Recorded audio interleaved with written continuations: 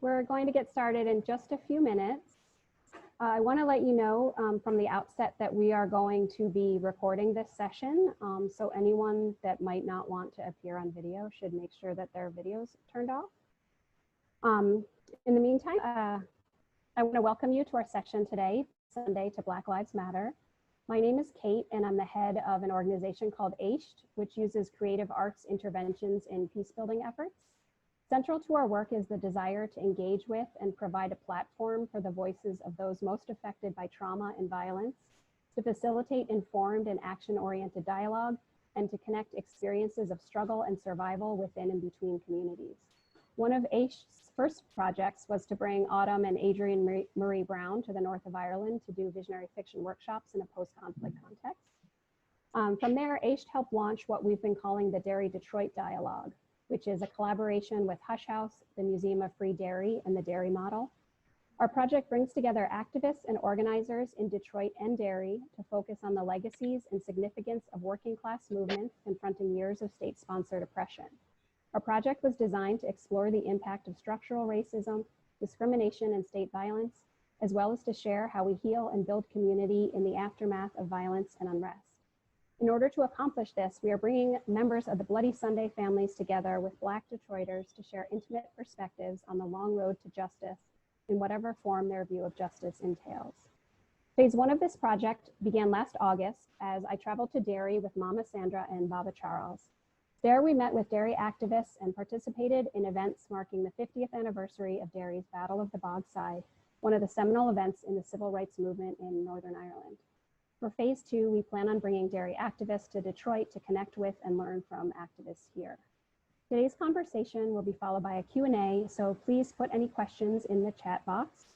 We also will have someone coming in at the end to talk about our future plans, and we encourage people who want to learn more or to get involved to share your email addresses in the chat box so we can keep in touch. I also wanted to add that joining our panel today, we have another guest named Tony Doherty, who is a member of the Bloody Sunday Justice Campaign, who will be joining us at the end. And without further ado, I'd like to hand it over to our moderator, Brian Dooley.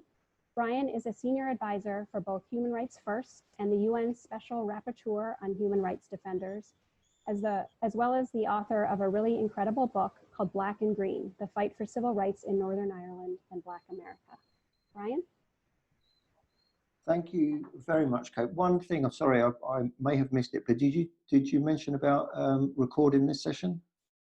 Yes, I said that in the beginning. Yeah. All right, sorry, I missed that at the start. Okay. Thanks very much, Kate, and thank you for putting all of this together, for making this happen, really. This wouldn't have happened without Kate, and she had the idea and pulled the whole team of us together, so thank you very much for doing that.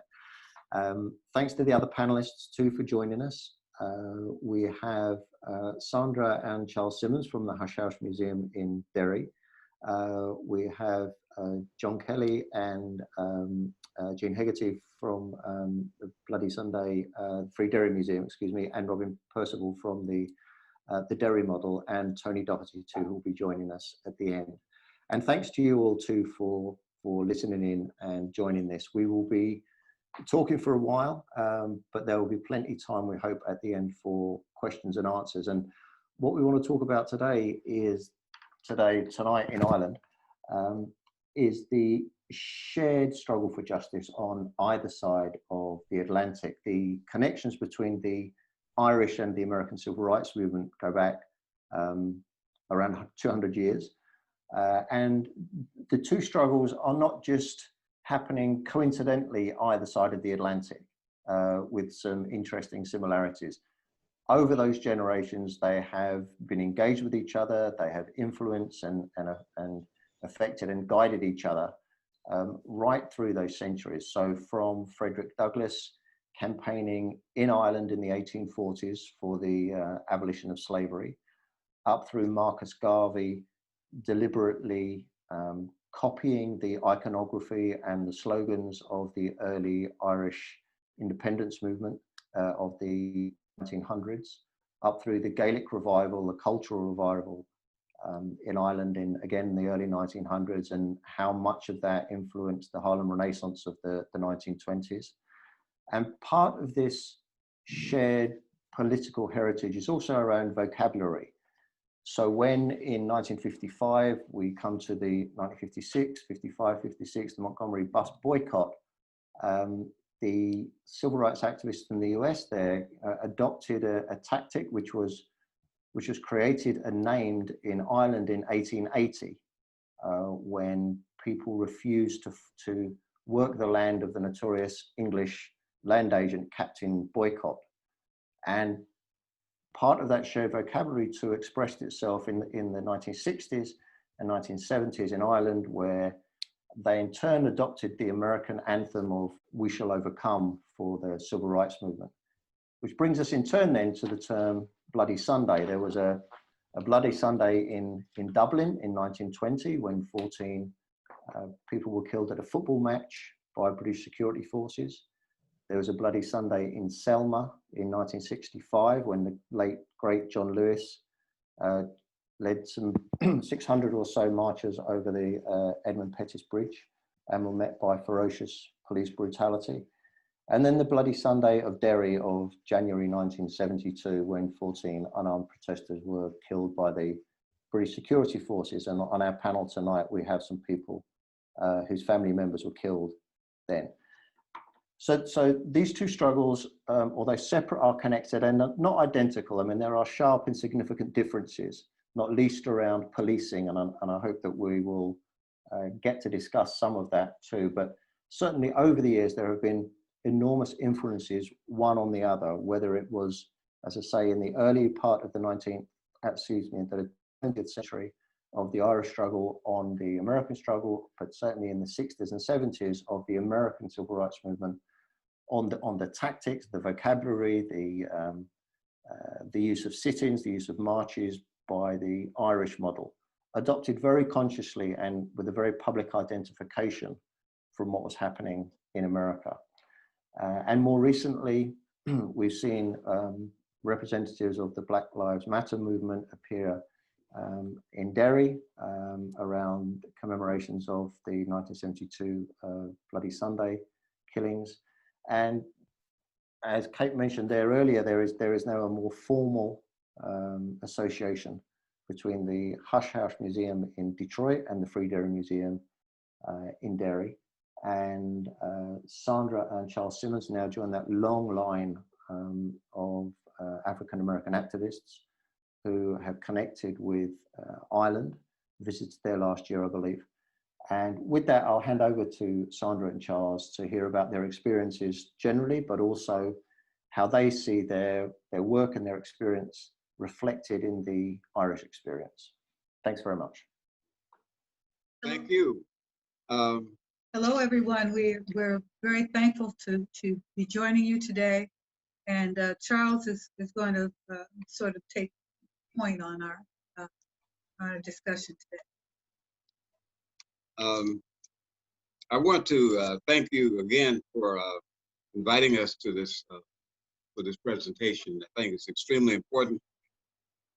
And one of the things that I do when I speak here in the U.S. is to recognize that wherever we're standing in the American hemisphere, North, Central, and South America, that we're standing on land that was stolen by from the native peoples, by the white settlers from Western Europe, and that they were massacred. And so all of this land is holy, no matter what part of North America or South America we're in. And second, I want to do a shout out to recognize this history of this is the 26th of July commemoration of the revolution in Cuba. And I'll want to comment on that a little more, because I began with talking about Black abolitionist Frederick Douglass' visit to Ireland in 1845 when he was a young man. And he said, "I felt free for the first time. I felt equal and I felt safe."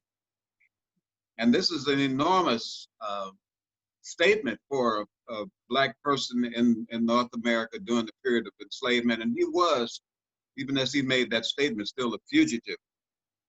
And if he had been caught and taken back he could have been sold back and taken back into slavery. Now, I want to compare his visit in 1845, jumping way ahead, to my own visit to Cuba to see the Cuban Revolution in 1964. With a group of African Americans from Detroit, 4 of us, an organization called Uhuru. And we were sort of fugitives in our own way because we had to go clandestinely from the United States all the way around just to get 90 miles from North America into revolutionary Cuba. Because the U.S. government wanted to hide the truth about what was happening in Cuba and also in the rest of the world that was rising up against injustice caused by the colonial powers. So in Cuba, I, like Frederick Douglass, I felt safe, I felt free and equal. And that was the beginning of a guidance to move me to think about socialism and the problems that we were experiencing in capitalist North America. Jumping way ahead, at the Museum of Free Dairy last year, I felt that I was a witness, we were witnesses to centuries of the Irish people's struggles and sacrifices for independence, justice, human rights, and peace.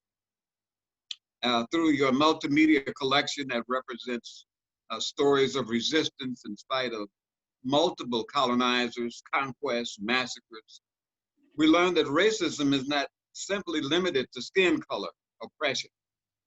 And from study and talking to numerous Irish leaders and activists and faith people, we felt the Irish appreciation for our own struggle for liberation and justice over the centuries. We felt your determination to build something new, something just and peaceful. Now, what we do at Hush House is very similar. We emphasize Black leadership and continuous Black resistance to white supremacy and capitalism.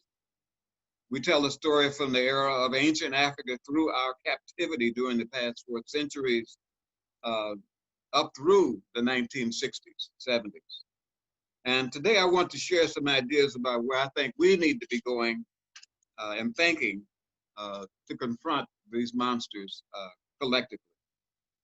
As museum educators, we need to be doing more of this era, in this era, which is characterized by overt white supremacy and dictatorial leadership within a general hostile environment at a time of global rising up of young people and youthful people of all ages everywhere who were demanding to know the truth and to fight against injustice in all its manifestations and all its systems.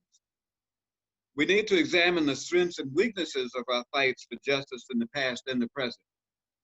One of our strengths is that we need only tell the truth. The truth is so strong, we don't need to make up anything.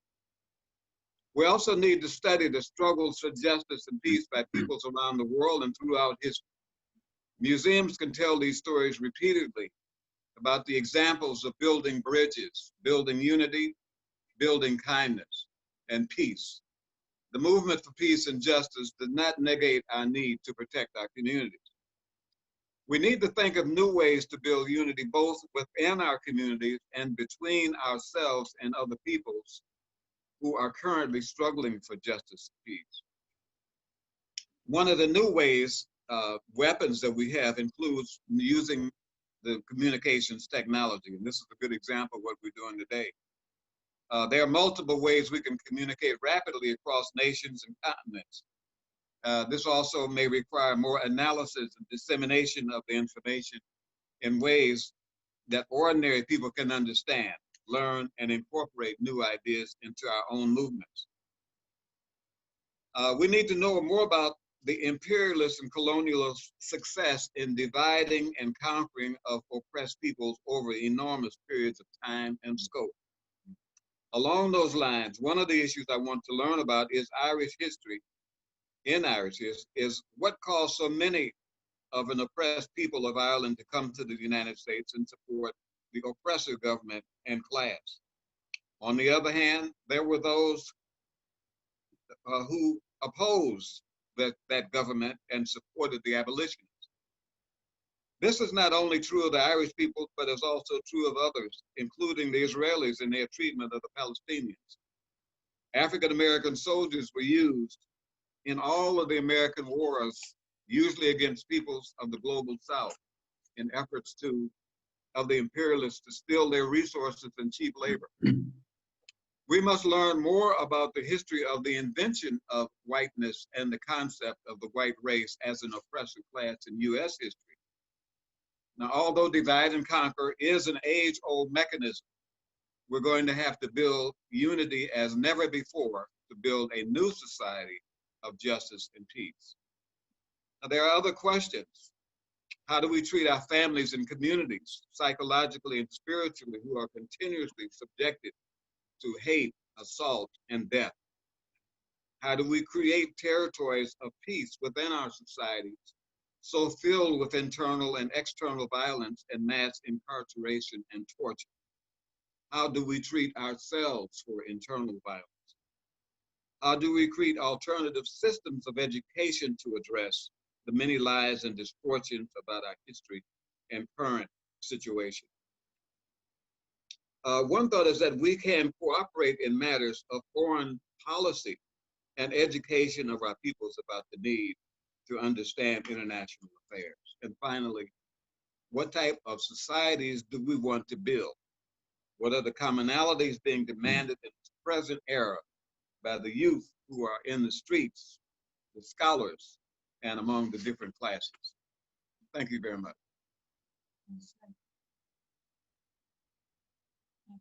Thank you very much. Thank you very much, Charles. And I saw a lot of head nodding there when you mentioned the issue around why so many Irish people who went to America ended up supporting the oppressors. It looks like maybe we'll come back to that in the questions and answer session.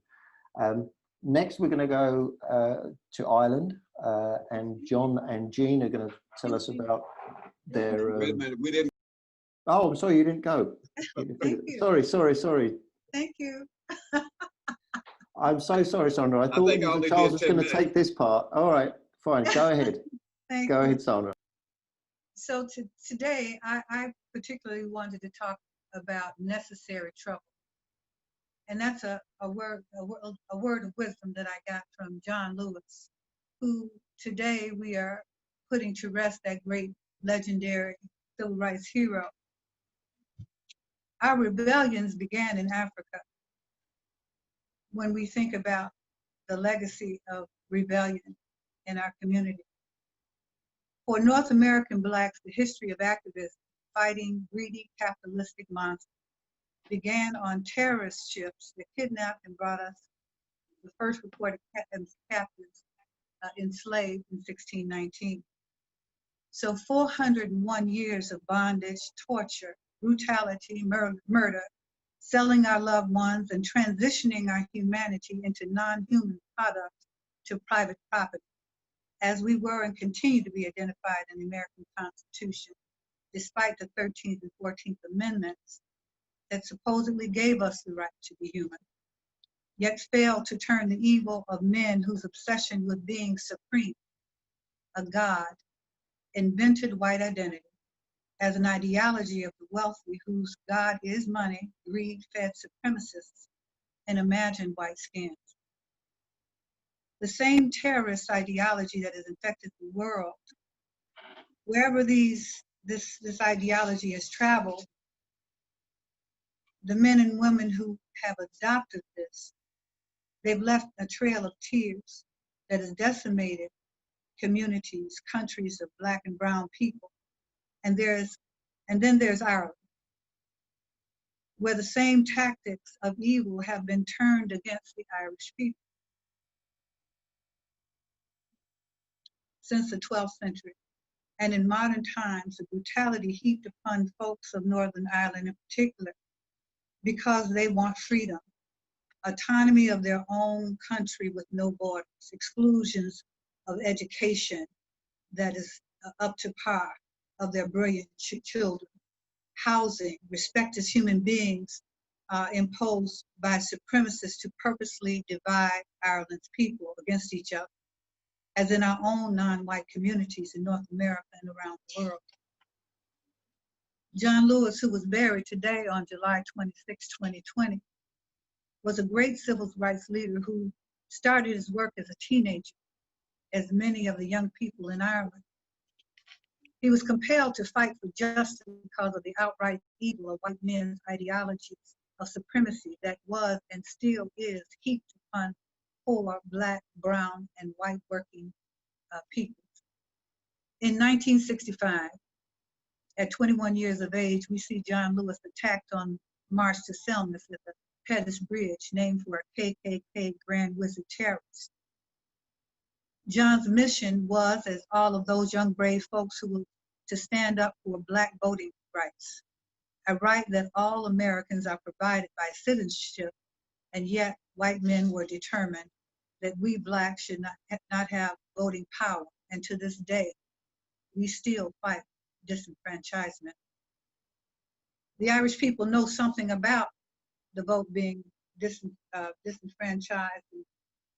In my study, I came across one of your early monsters, Sir James Craig, who was responsible for taking away the proportional representation and allowing for other groups to have priority over Catholic citizens. And so, March 1965, Bloody Sunday, was a watershed moment, as it was in 1972 in Ireland.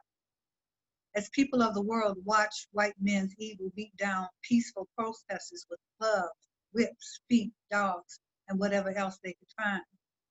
These young Black men and women would gather again, joined by thousands of others, Black, white, brown, and red folks who joined with one of our great leaders who proclaimed that we find a way to get away, to get in the way. We find a way to get in the way. And so here we are today to discuss sharing a path to justice, remembering and venerating John Lewis, what he taught us through his own sacrifices, that this continues to be a time of oppressed peoples to take up necessary trouble. I hope you're walking with me. Necessary trouble. The late 1950s activism was taken up by the 1960s with the vigor of standing up and getting in the way of evil. Of course, as in Ireland, taking a stand against injustices came at a cost, physically, mentally, spiritually, emotionally, and adding to that loss of any sense of safety, of property, community, and sometimes humanity, as we have imploded on each other. And I know this to be true in Ireland because I talked to the women of Ireland. And I had the good fortune to meet a sister Julian, Julian Campbell, who I'll talk about in a moment. The women in struggle for liberation, one of the key measures of freedom in my mind is the strength of women to hold their families together, if not physically, in spirit, so that the communities manage to withstand the powers brought against it. In Derry, I met many amazing women. One, Julian Campbell, edited a book entitled Beyond Silence that dealt with how women do cope with, how do women cope with terrorized space. This is something that Black women have known since being from the inception of this country. We're taught at our mother's knee about being safe, about things we have to watch out for, because we can't take anything for granted. I lost my faith. Losing husbands and sons and daughters and home and safety to terror. Some of us literally go mad. One woman's daughter recalled that her mother was never the same after being shot in Derry, much in the same way as Blacks shot down in the streets of America every day. Shot down like animals, creating where the ideology and structural racism is creating an ideology of discipline, that this will be you next if you don't accept this supremacist ideology of hate and violence. Living with the feeling of fear is a reality that women of struggle live, pray through, but it leaves mental scars. These are the secrets of the terrorized. It must be told, as these are the testimonies of soldiers that must be told. These are women's truths that build communities, that build countries, that build this world. The Museum of Free Dairy and the Hush House Black Community Museum are two community museums across the world, and yet we share a history of fighting the same monstrous ideology and tactics of white supremacy that manipulates and terrorizes people, turning community against itself, dividing us to minimize our power to take up necessary trouble. In the United States, you may know and listen to the news, you know what we are confronting even today as troops, unmarked troops are being dispatched all over the country to cities where Black people are, where so-called democratic governors are, democratic bodies of people. I came to an understanding that my trip to Free Dairy was that the Irish civil rights movement has deep roots in Londonderry, Ireland, where in 1969, you are now entering the Free Dairy was blazoned on a wall in the Bogside community, preceded by the 1968 March for Justice Dairy. Almost in concert with North American Black experience, police killed a young peaceful protester, Jimmy Lee Jackson, shot down February 26, 1965, 26 years old. John intervened on the police who were beating his mother because she was peacefully protesting. This gross public evil sparked the 1965 voting rights march on the Pettus Bridge in Selma, and is reminiscent of Brother Floyd, who this year was killed in the street by a white policeman choking him to death as he called out for his mother. This evil too has sparked revolutions in America and the world. The Hush House Museum tells these stories of institutional, governmental, and structural terrorism and the standing and overcoming, nevertheless. We endeavor to make the museum a living space where we teach history in relation to our fight for justice today, and endeavor to lift up the local, national, and international struggles for freedom. People come to us from around the world to find and discover their history as our history. Charles and I went to Ireland to Free Dairy Museum to discover this same truth. The day I walked into the Free Dairy Museum, I was overcome because the people of Northern Ireland adopted our stance of warfare against evil. The rallying, posters, but more, the determination to live and not die in the face of great opposition, impossible opposition, marking places where sacrifices of life and liberty were literally taken with a soundtrack of We Shall Overcome, rousing us to continue the fight, the same fight for liberty. In 1841, Daniel O'Connell's address from the people of Ireland to their countrymen and countrywomen in America was an important place of solidarity with Blacks held in captivity. O'Connell declared in his address, "Slavery in America is a foul blot. America is cursed by slavery. We call upon you to unite with the abolitionists, Irishmen and Irish women. Treat the colored people as your equals, as brothers. By your memories of Ireland, continue to love liberty and hate slavery." And I'd like to thank Brian for pointing me in the direction of this great document. Sadly, O'Connell's words were vehemently rejected because to become citizen in America, to transition from immigrant to American, required that they become white. And to become white, immigrants were disciplined by the means of exclusion of white supremacist culture, to hate Black people, to disrespect Black people, to torture Black people.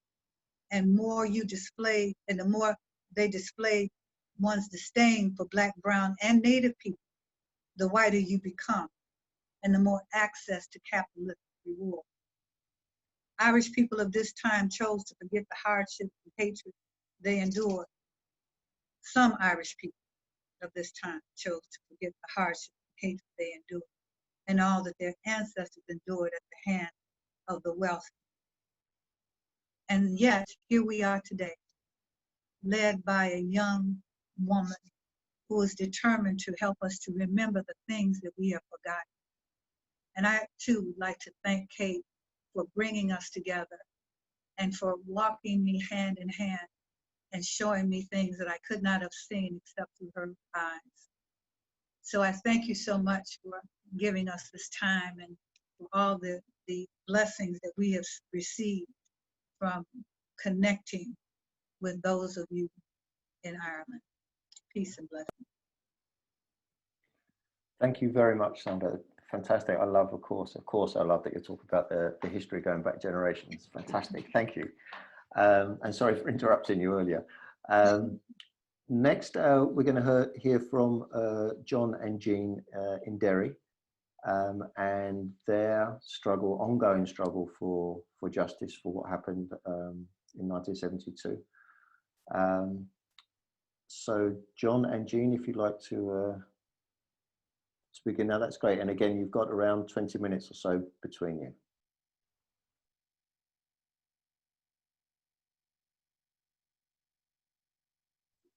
Shall I go first, John?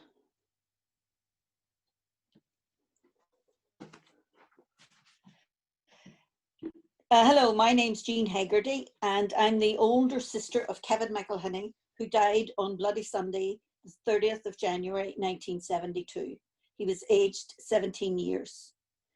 When I left Derry, this is a rather personal story of our family, and more particularly my understanding of the Troubles.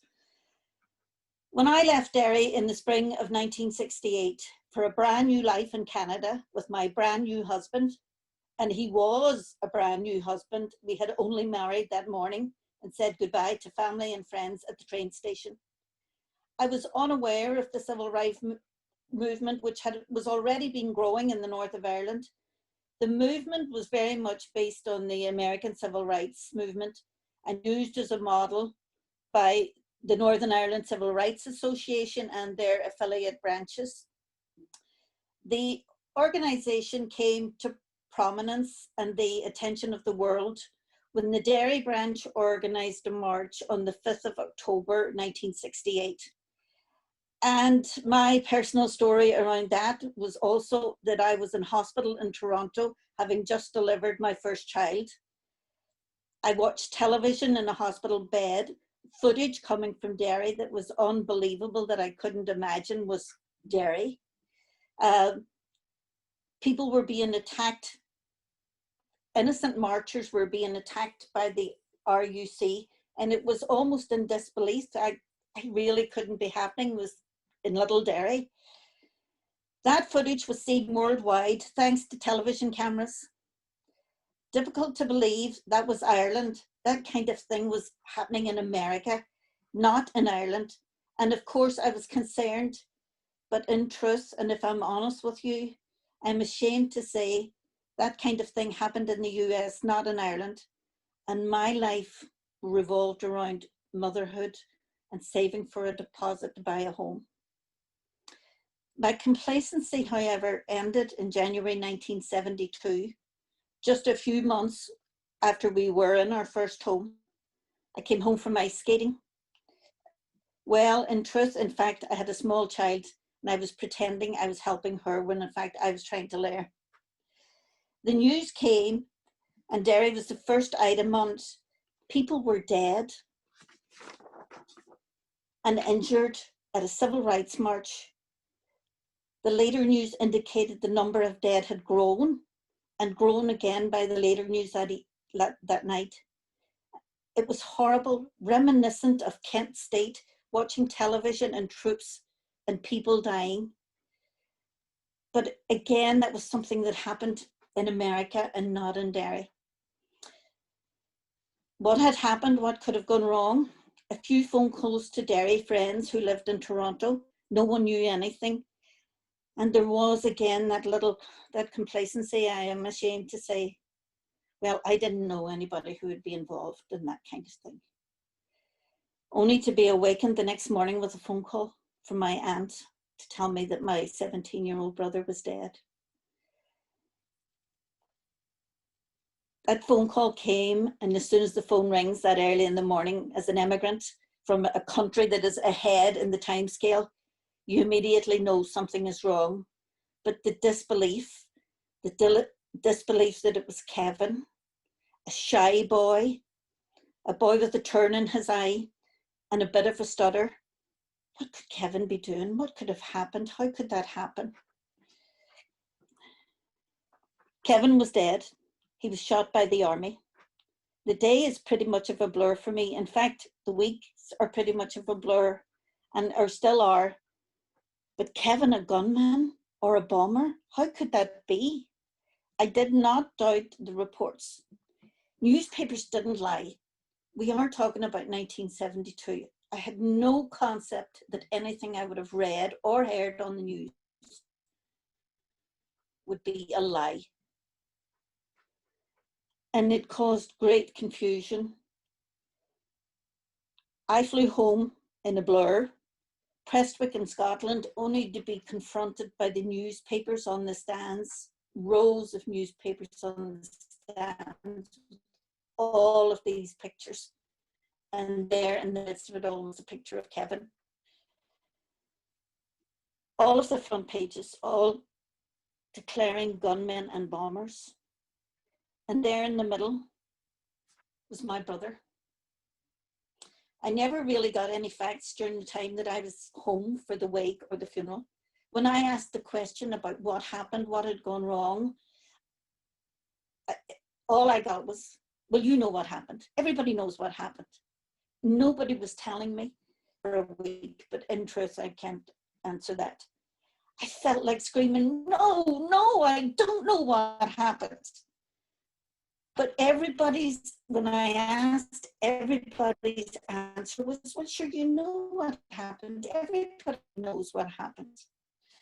But I didn't know. This day, my anger over Kevin's death is that the British Army, and in particular, General Sir Michael Jackson, not only killed my brother, but they assassinated his character by declaring him a gun. He was shot in the backside.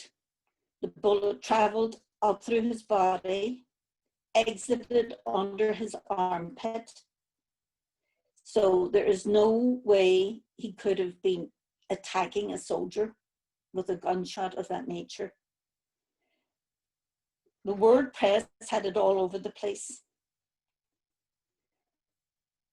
13 boys and men died that afternoon, with one dying a few months later, making the total 14. They were Jackie Duddy, a promising young boxer. Mike just turned 17. Michael McDade, who worked at the local grocery store. William Nash, who the day before had just attended his brother's wedding. Hugh Gilmore, who died just as he reached the door of the block of flats that was his home. Patrick Doherty, father of 6 children. John Young, who worked at a local tape shop. James Ray, whose preferred much beatnik style. William McKinney, who worked as a typesetter at the local newspaper. Gerard Donaghy, who was the only one who had any connection with paramilitary organizations, and he had served a jail sentence for rioting. He had been released just prior to Christmas and was wearing a denim jacket that his sister had purchased for him for Christmas. Barney McGuigan, father of 5, shot in the back of the head. Jerry McKinney, father of 6 children, and whose wife was to deliver a child the following week.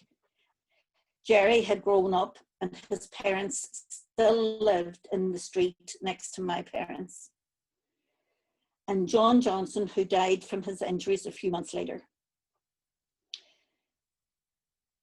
The story of our family's grief and how we dealt with it and didn't deal with it, and that is very common, and I'm sure it happens most.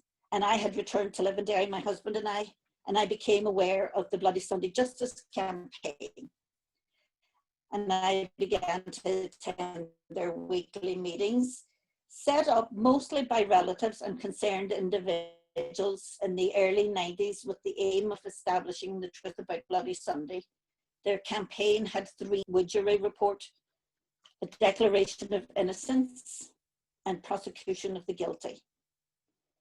During the 90s, the campaign travelled, talked, protested, listened, begged, learned, and demanded every opportunity they could, highlighting the campaign and their demands. The first of these demands was to set up the Bloody Sunday Inquiry. Long years of campaigning, sitting, listening to evidence and waiting, the report finally paid off when in 2010, the second of the demands was met when David Cameron stood in the House of Commons and described our loved ones as an unjustifiable. For me personally, every day of the inquiry was a learning experience. Listening to evidence of the British Army techniques, which they had perfected and practiced many, many centuries in all of their overseas colonies. During all of these many years, the Bloody Sunday families where Safari was announced operated a drop-in centre for the families close to where the inquiry was sitting, and we were able to listen in even if we weren't actually in attendance at the sittings. The facility dropping in. The Trust had photographs on display and a slideshow of events, which led to the troubles and posters, etc., describing our struggle. And so the seeds of the Museum of Free Derry were planted. We moved from the city centre to the area of the Bogside where events of the day happened, and Bloody Sunday took place. And I'm currently on furlough from this award-winning Museum of Free Derry, where I'm involved in the admin and visitor reception and interaction with groups, both educational and community, sharing stories and experiences and building friendships and forging new and learning experiences all over any place we can find. We are some 48 years on, and I'm looking at a report on television this week across the ocean city, and I'm drawn back to Bloody Sunday in Derry, 1972. But it's not 1972, it's 2020, and it's Portland, Oregon. And there's a notion between us that the deeds and the demands are the same. Thank you. Thank you. Thank you very much, Jean. Your internet crackled a little bit there, but we managed to get all of it, I think. Thank you very much. John, are you ready to talk? You're on mute there, John. Can you hear me? Yeah, that's good now. Go ahead. Okay. Well, like Jean, I am one of the Bloody Sunday family members. My young brother, Michael Kelly, was one of those who was murdered that day. And he was just 17 years old when he died, and he was the youngest to die on Bloody Sunday. I am a Derry man, born and bred. I've never left the place. And I come from a large family, which was the norm in those days, of nine girls and 3 boys. And I am the 3rd oldest in the family. I was brought up in the Craigan, where I am now at the present time. But if I go back to the days of way back to 1968, and even prior to that, Derry was a place where people got on with life.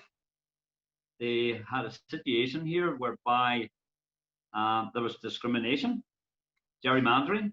In other words, the minority of the city controlled the majority within the city through vote rigging and gerrymandering. But at that time, I had no great interest in it until the 5th of October 1968, when the first civil rights march was held here in the city. And I know exactly where I was when they were working through that the march was attacked by the police. People are wondering who the RUC are. The RUC is the Royal Ulster Constabulary, and they are the police. They were the police at the time. So they attacked the peaceful march. The same as what happened in Bloody Sunday in Selma in 1965. And when I look at the two footages of the event, it's like more or less exactly the same. Brutalized by the police, brutalized. But what it done, it awakened me and thousands of other people to exactly what was going on within our own city. This is majority Catholic nationalist city. And the realization hadn't kicked in at that time that we were being controlled by the minority to ensure domination of the majority of the people, the nationalist Catholic people. But from the 5th of October 1968, my life changed for me, whereby I became more interested in what was going on. And I remember the next year, I got married in 1969, 4th of August 1969. We were 50 years married, by the way. And I remember coming back from my honeymoon on the 11th of August 1969. The next day, the Battle of the Bogside happened. So more or less, my married life for over 30 years, we lived through the Troubles. And from that moment in time, things changed again, whereby the civil rights movement was strong, very, very strong. But as time moved on, it became different, whereby things started to change. Things became more violent. But then in August 1971, the Unionist government, the British government, introduced what was known as internment. And internment is imprisonment without trial. So on the 9th of August 1971, British soldiers and police entered all nationalist homes and arrested hundreds of people and put them in jail, innocent people. And this continued on for a long, long time. And up until then, and we came to January of 1972, and on the 30th of January 1972, the Bloody Sunday March was held. It was organised by the Derry Civil Rights Association, led by a guy called Ivan Cooper, who sadly has now passed away, the likes of Emma McCann, Bernadette Devlin, and others.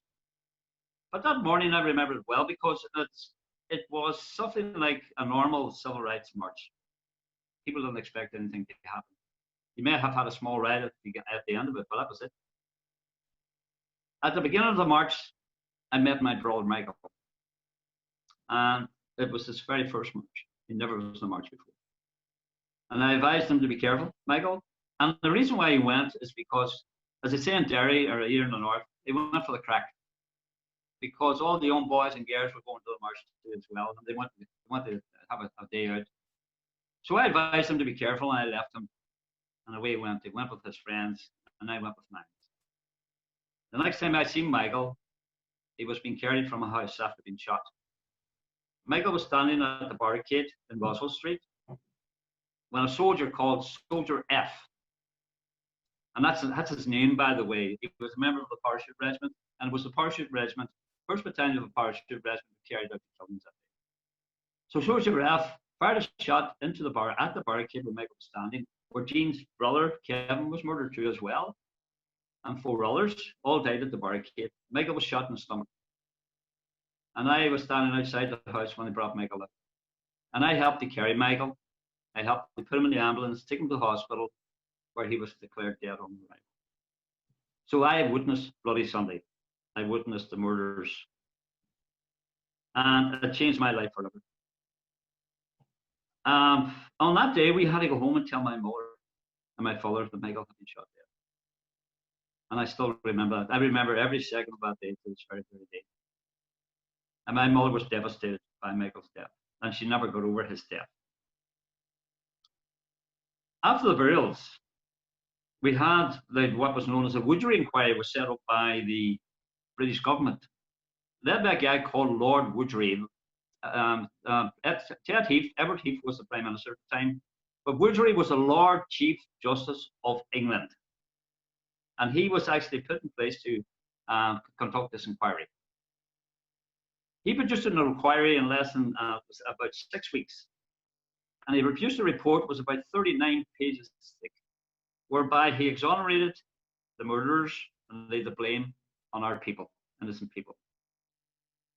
In other words, not only did they murder 13 and injure another 18 on Bloody Sunday, they murdered the truth as well. And we, from that moment in time, the families have been trying to get the world to know the truth. So in 1992, 20th anniversary, we set up a campaign called Bloody Sunday Justice Campaign, which Jean has already told you. I was the chair of the campaign, a reluctant chair, but we set out in the campaign and we went everywhere, as Jean said. And it involved the families, some great friends of ours like Robin and others, Paul Connor, you name it, they were all there. They supported us right through the whole process. Eventually, we forced the Brits to reopen the case in 1998 when Tony Blair came into power. And he set up the Savile Inquiry. And from that Savile Inquiry, it lasted 12 and a half years. One inquiry, the longest running inquiry in British history. And it actually cost £195 million. And that's what it costs to get to the truth. On the 15th of June 2010, David Cameron, he was in power and he apologized for what happened. So there is an apology. The first time ever the British have ever apologized for their actions in Ireland over all the centuries. And from that moment in time, we've had a partial truth from that report, the Savile report, but now we're seeking justice. After all these years, and we're talking about over 10 years later, we're still waiting for justice. Because what has happened since?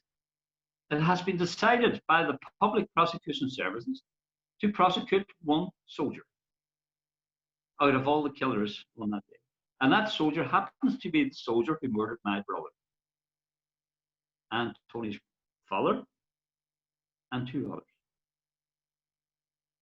But he's only been prosecuted for 2 people. One being Willie McKinney and one being Jim Bray. He's not been prosecuted for my brother's death, he's not been prosecuted for Tony Doherty's father's death, or Barney McWigan's death. Simply because they say they haven't got the evidence to prosecute him. But he did admit to killing, murdering my brother. But the PPS have decided not to prosecute him because they said the evidence isn't strong enough. So what we are waiting now, I'm just bringing you up to date where we are with Bloody Sunday. What we're waiting now is a review that has been carried out by the PPS to have a look at the decision of the PPS whether to change their mind and prosecute more of these soldiers. But what I'm trying to say to you is we've been at this for many years. If you look at the length of time we've been at it, 48 years, we're nearly coming up to 50 years. And the pain in Derry still remains. It still remains here. And what we're trying to seek is truth and justice for the people. But I must point out to you also, there are many other families, and not only in Derry, but all over the north and further afield, are in exactly the same position as ourselves, crying out for truth and justice. And if you look at the overall figures in relation to the actions of the British Army and by the police over the years, they were responsible for the killing over 350 people. And only 4 British soldiers have ever been prosecuted for those killings, 4 soldiers. And believe it or not, these soldiers were released early from jail. Some were allowed back into the regiment, and some were actually promoted when they were put back to the regiment. So it shows you what they think about Irish lives here. So it's just important that it's people are made aware it's not just about Bloody Sunday. And we support, and we try to support all those who are out there crying for truth and justice, and we will always stand by their side. And this is what we're all about. So I work now in the Museum of Free Derry, along with team. I am the so-called education and outreach officer, and I deal with people on a daily basis. I talk to groups, I talk to strangers, we talk to anyone. But what we are about is education. So we are here to educate. That's what we are about. And that's what I do now at the present time. Thank you very much.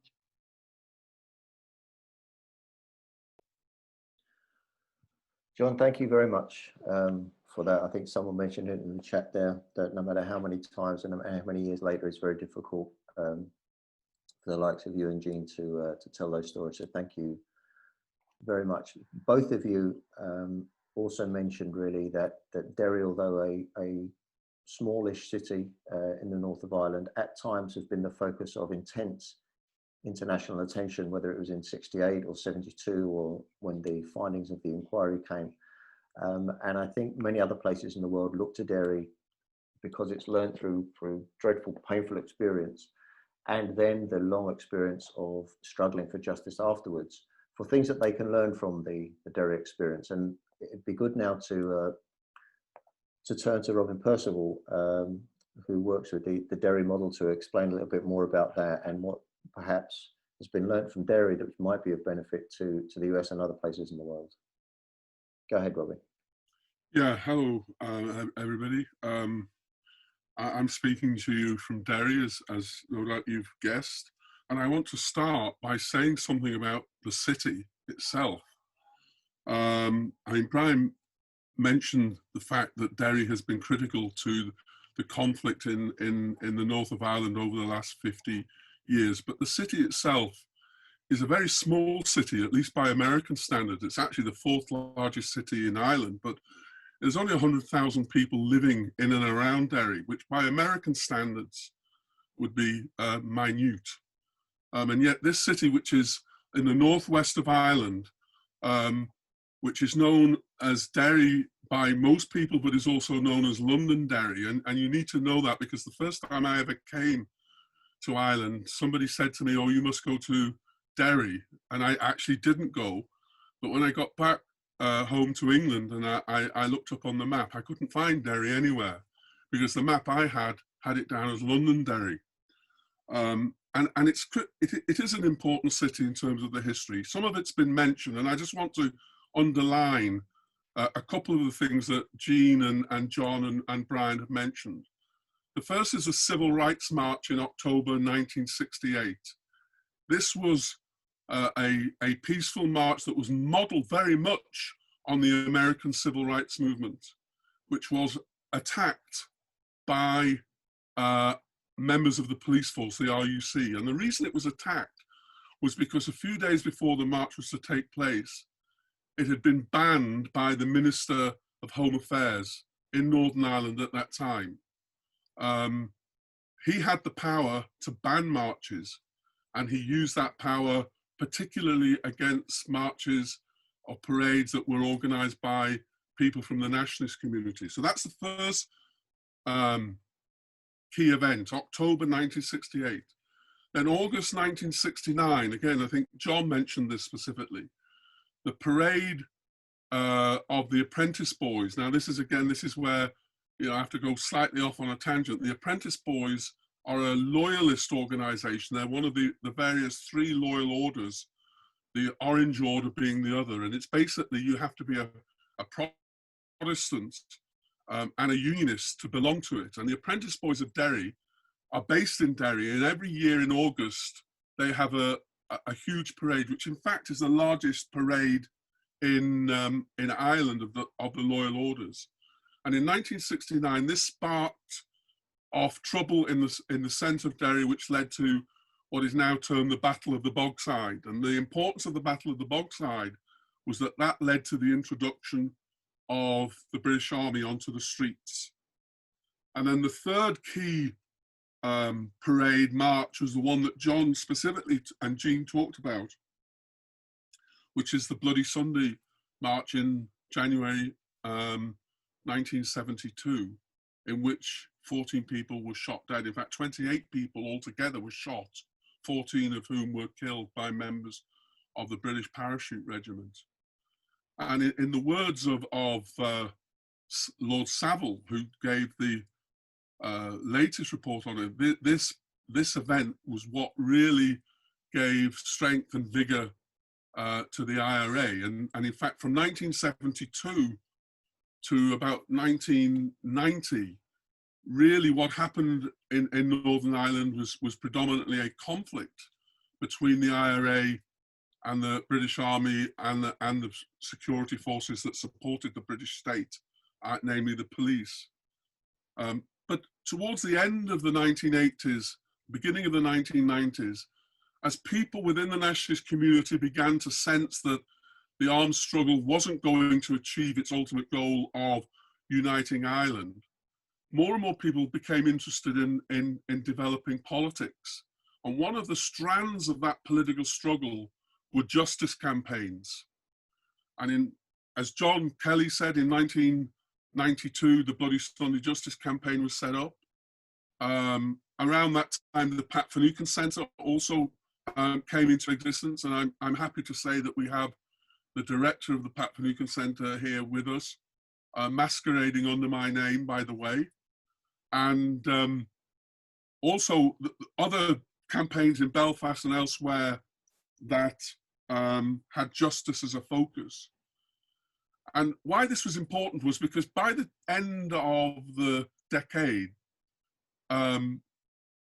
those campaigns had been in existence. The Bloody Sunday campaign, though it didn't know it at the time, was on the verge of success. And this was what led to the creation of the Bloody Sunday Trust. Now, it's a bit confusing, all of this. There's so many organisations with the name Bloody Sunday in it. The key one now is the Bloody Sunday Trust. And the trust was made up of some of the relatives from families, John, Jean, Tony. It also includes people who'd been working with the families and lawyers, etc. And the purpose of the trust at that time was to give support to the families during the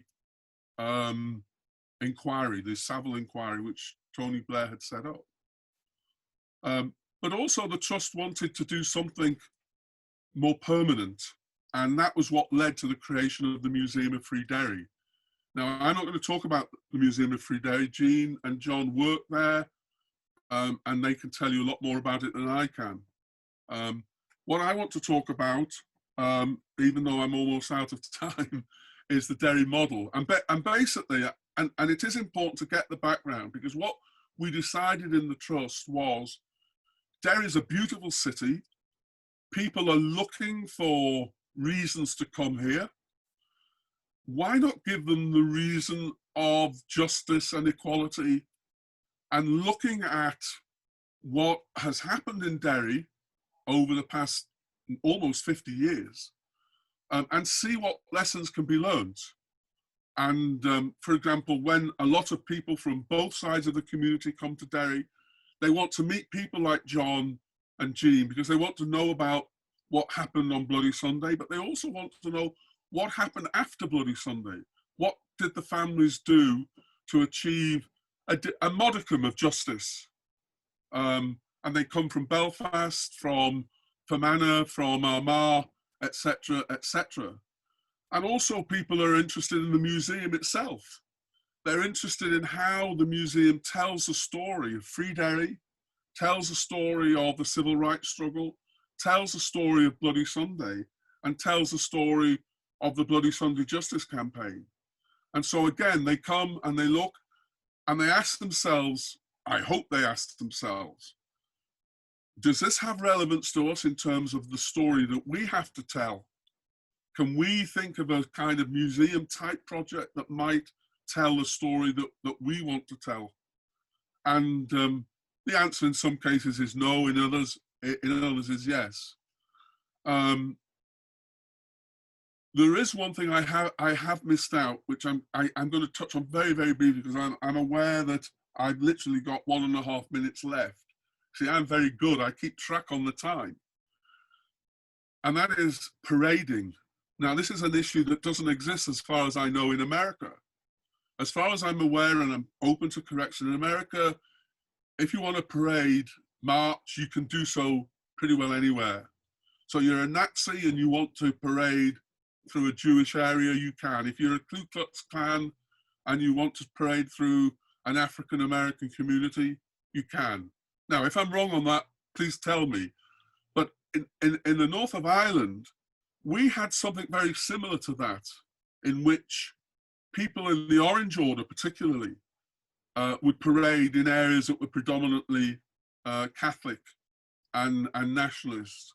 And this built up over the years a whole lot of resentments, which culminated I suppose, in the mid-1990s in the Gavahi Road in Portadown. And those of you who follow the struggle in Ireland will be familiar with that. There was huge big standoffs. It went on for about 3 or 4 years, and eventually the parade was banned. In Derry, we had this Apprentice Boys Parade, which was the largest loyalist parade in Northern Ireland, and it passed through the centre of Derry.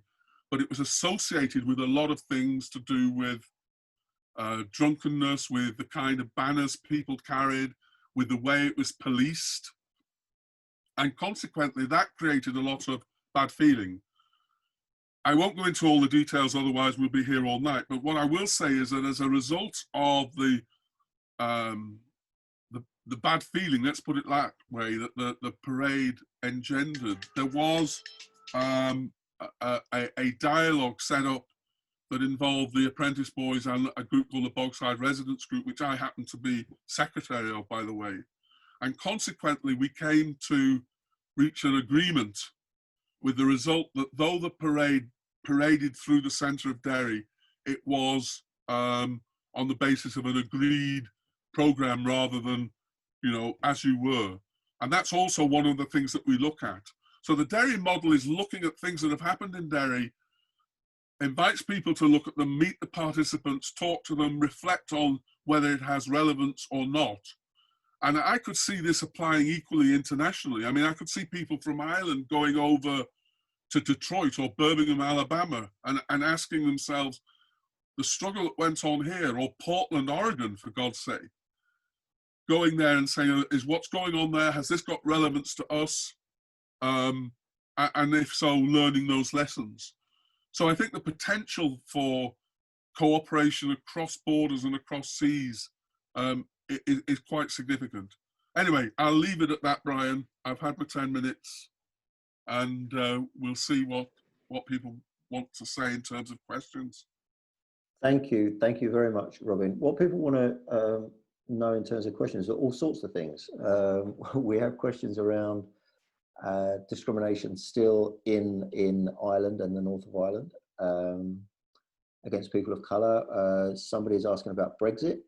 But the question I'm going to pick up first, because I think it's relevant to both experiences, both the Free Derry Museum and the Hush House,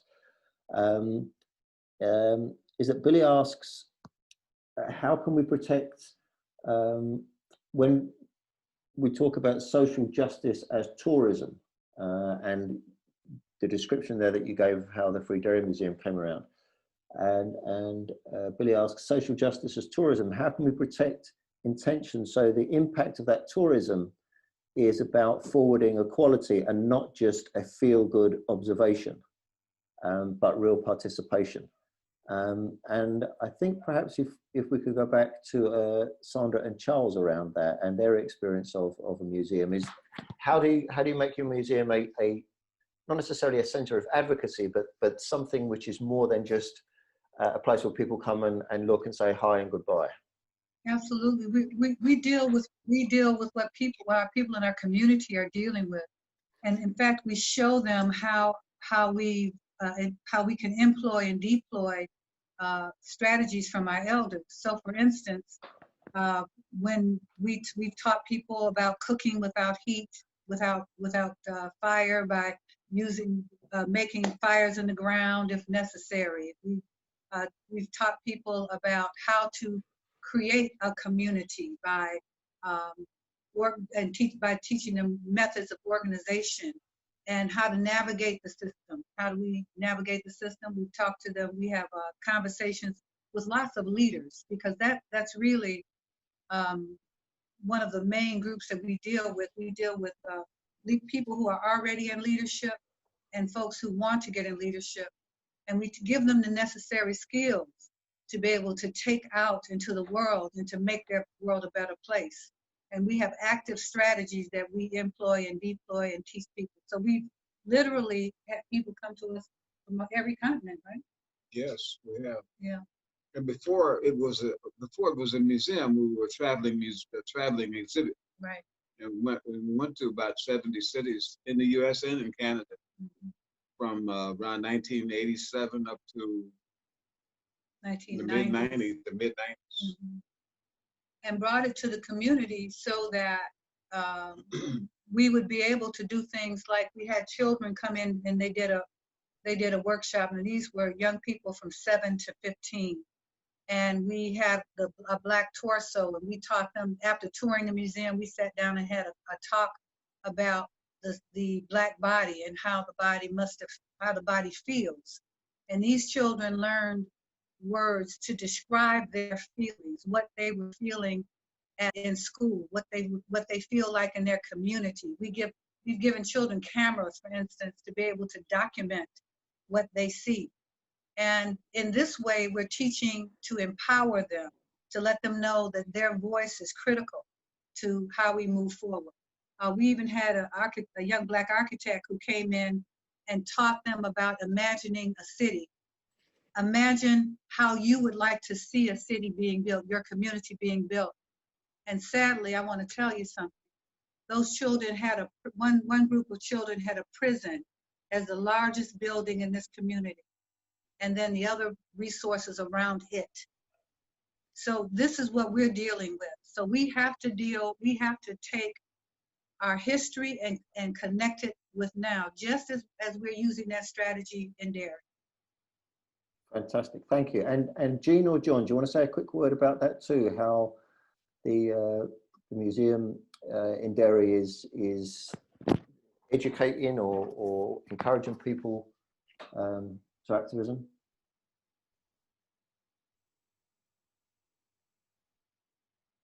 Yeah, you're on mute there, Jean. Go ahead.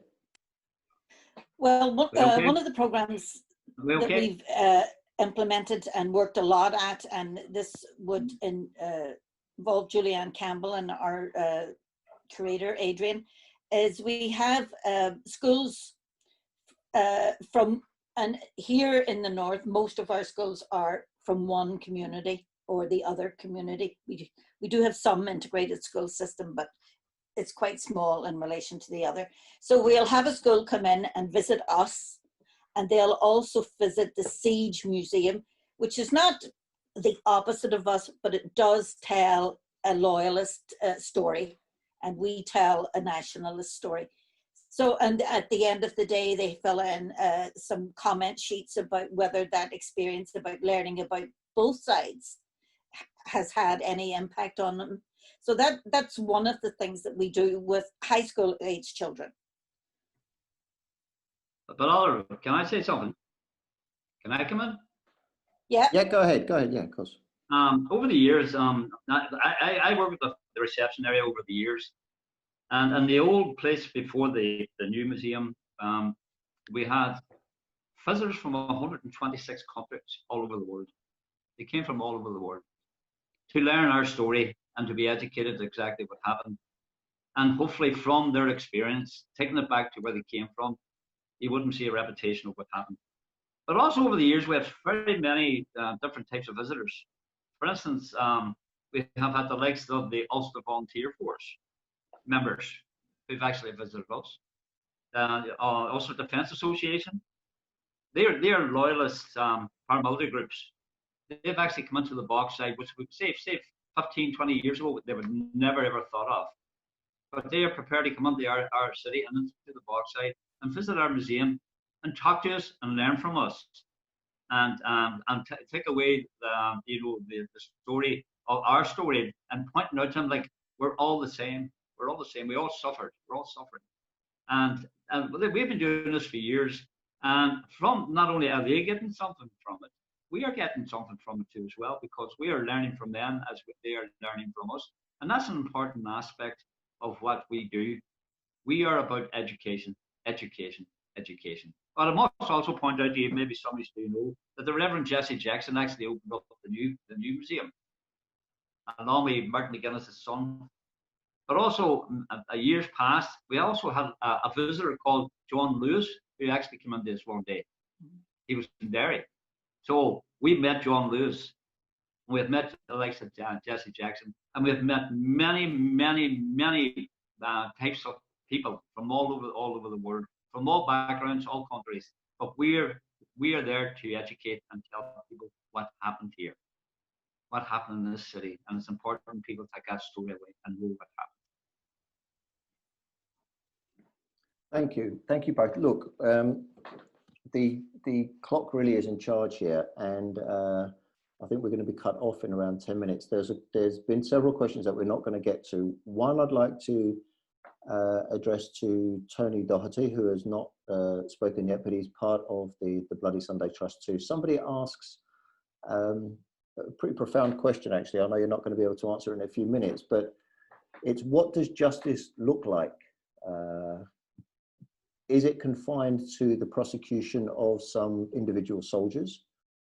In the American context, there's more of a conversation about the dismantling of systems. And so from your experience, and perhaps from the experience of Derry, what would real justice look like, and how much of that do you think you've won? I would have preferred an easier question, Brian, but I'm happy enough to take that one. I mean, when we campaigned from the 1990s onwards, and bear in mind that in the decades prior to 1992, the full 20 years, we didn't really have a justice platform. The conflict was in full flight. There was no room really for justice, and that was one of the sort of added burdens, if you want, that people had to sort of support themselves throughout it. But when we did manage to get together, we used the words truth and justice almost interchangeably at times, because for many people felt that having access to the truth actually was justice. Although at the same time we were very, very clear that we wanted to put our stamp on history, to correct history, because the history that was told about the deaths of our loved ones was a completely manufactured history. It was fake news, at that time, although nobody used the phrase. So there was something about the need for us to establish our own narrative and to establish the truth, and we could do that in a community sense, but we wanted to shoot for the stars and go for the government and change what the government's view of what truth was in the context of Bloody Sunday. We were also very clear at the time that that those who were responsible for the murders and attempted murders of our loved ones should be prosecuted. And I think that there are, it's fair to say there are different views and maybe a variation of views as to that particular point in this day and age. But I think everybody agrees at this moment in time that that there should be prosecutions of soldiers who committed crimes during the course of the conflict. Very few have been, actually, despite the fact that they are responsible for killing and maiming hundreds and hundreds of people. But there's also a social justice aspect to this as well. And for me, activism is a way of sort of self-determining your own sort of understanding about what justice is. It's about taking control. It's about establishing the museum. For me, that is an act of social justice. It's an act of communal justice, and it's fantastic to see people like Mama Sandra and Charles come into the museum and see our own politics and our own history reflected in much the same way as theirs have been. The wider sort of subject of justice here in the North is very, very complex. There are many people campaigning within the British government to have soldiers and policemen rendered unassailable in the eyes of the in the eyes of the law, and that is actually gathering strength within the Conservative Party and the Unionist parties, while at the same time the police service are quite content to pluck people out according to their own, according to their own intelligence files.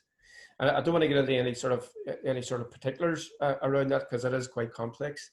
But from our point of view, we do equate truth with justice. We've also inspired many people to seek their own justice, north and south of the border, and in other countries.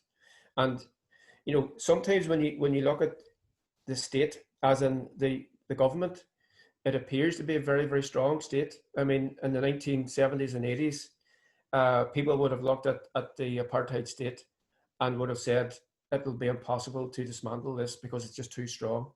And you would sometimes think that about the Israeli state in terms of its relationship with the apartheid against the Palestinian people. But states come and go. And Israel, I think, in terms of its relationship with the Palestinian people, will come and go.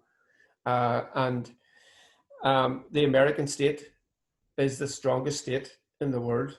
But as I said, states come and go. Small people can execute huge victories over strong states. We're a group of them. Myself, John, and Jean are a small group of people who were once disempowered, but we empowered ourselves and we took it to the highest place, the highest political place in Britain, and won. So for me, that's a measure of what ordinary people can do. What I would like to do, just in a couple of seconds, really, is talk about our longer term relationship with the people in Detroit. We were hugely inspired by their visit here last year, and we would like to talk Turkey with them in relation to social justice, criminal justice. I mean, the Black Lives Matter issue was huge in America before the last number of months. It's absolutely worldwide now. I mean, it has reached a point where no one could imagine a number of months ago. I would like to talk youth, cultural and political exchanges with Detroit as well. We're a very solid organization. I think Mama Sandra used the word commonalities and solidarity, and that's what we bring to this discussion. Solidarity is almost a given at this stage, but I would like to talk about what are our real commonalities. How can we build a transatlantic bridge, if you want, between Detroit and Derry, which will benefit both of our cities, but particularly youth who are growing up in its midst at the moment. So that's all I have to say. I've really enjoyed this discussion. It's been absolutely wonderful. Thank you, Tony. And I'm pretty sure that isn't all you have to say. And I mean it in a good way. I'm pretty sure that many more people have plenty more to say, and many more of us would like to hear it. And the frustration is that we have to stop now, or at least we have to stop for now. I've seen in the chat box various people have put in email addresses and so on. When Kate first spoke to me about the idea of this discussion, we did, I think, maybe idealistically think it would be the first in a series, that it wouldn't necessarily happen through the AMC. There are big questions we didn't get to here, not least of which Irish America's role in all of this. Sorry? And the Confederacy, yeah. And the Confederacy, indeed. and Irish America's role in policing in the northern cities too. So look, there are plenty more conversations to have here, and I can't promise that we will arrange them, but certainly we're gonna see what we can do about that. Meanwhile, I would urge you all to find out more about Kate's organisation, AISHT, about the Hush House Museum, if you don't know about that, and around the Free Derry Museum too, which I believe is open again now, right? As in really open for visitors. Great. Well, actually, I hope to visit myself in the coming weeks, but we'll see. thank you very much, Mama Sandra and Charles and Jean and John and Robin and Tony, and really to Kate again for putting this all on, and for the dozens and dozens of you who have joined us tonight. Thank you. Thank you very so much. Many blessings, family. Thank you. Is there anything that we need to do formally, Kate, to say goodbye, or do we just do an awkward, embarrassing wave in and everyone saying goodbye together? I think everyone can say goodbye together. All right. Loud. Goodbye. Why don't we do that then on a count of three, right? We do a Thank you Haina all for joining us. We Goodbye. appreciate you. Blessings.